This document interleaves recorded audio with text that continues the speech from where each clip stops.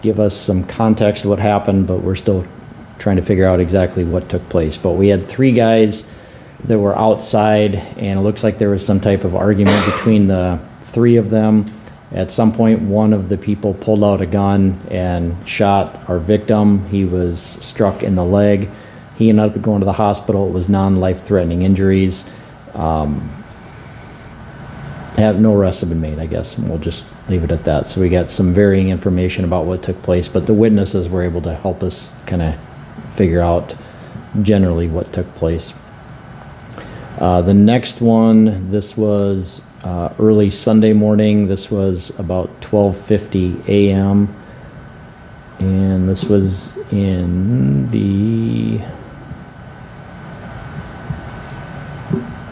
it was near 11th Street and 2nd Avenue. Let me see if I have.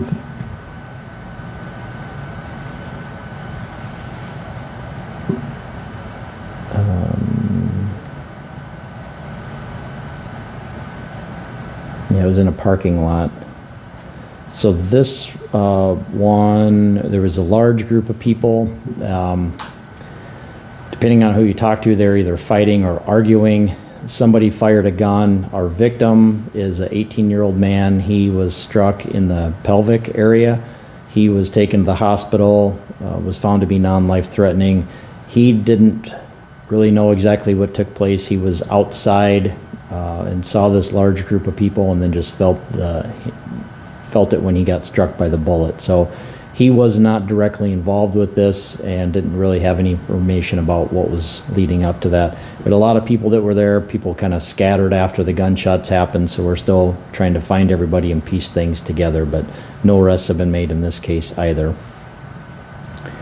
And the last shooting that we had, this was Sunday evening. This was about 8:40 p.m. This was near 12th Street and Summit Avenue.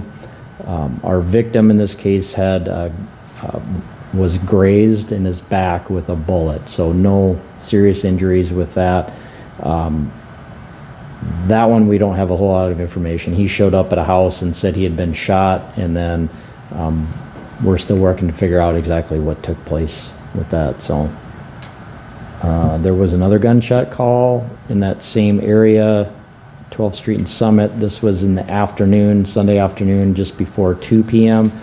That one, there was a large group of people that were outside, and then several gunshots were heard. We didn't have any reports of any injuries with that, no reports of any damage either. So not everybody stuck around to figure out what was going on, but all of these seem to be unrelated, and that's probably all I have about that. The 2 on Sunday you think are unrelated? They don't seem to be related, yeah. Things could change as we get more information, but I think the only common thread was it was kind of in the same area. Anything with those? The others are domestics, nothing serious with those. The arson, that was basically just a report. We had a house fire, and the fire investigators wanted to generate a report just in case as they investigate that. So that's pretty common for the fire investigators, just to generate a report in case they find something that they determine arson. The burglaries, we had a business that was entered 2 different times, or one was entered and then there was a window that was broken, it was boarded up, and then somebody was trying to break into it a second time.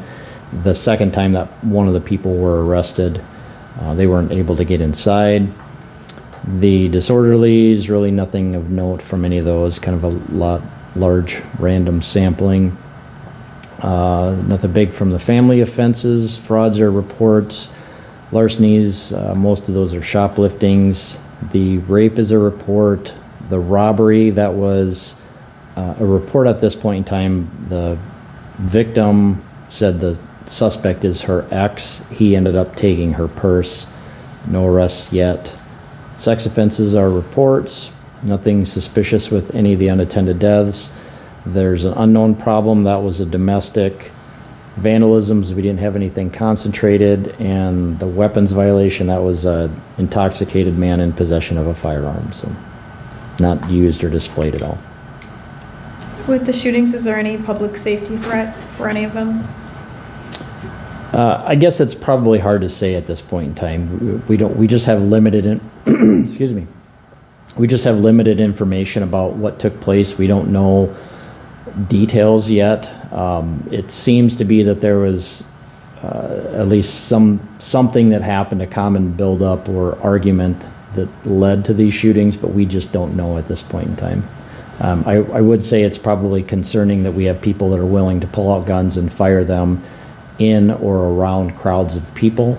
Obviously, it's not a safe situation, and you really can't predict when something like that can or will take place. Are shootings becoming more common in the area, do you think, or was this kind of an outlier weekend? Just having 4 of them over a weekend, I'd say that's an outlier. Generally, I'd say that shootings seem to be a little bit more common than they used to.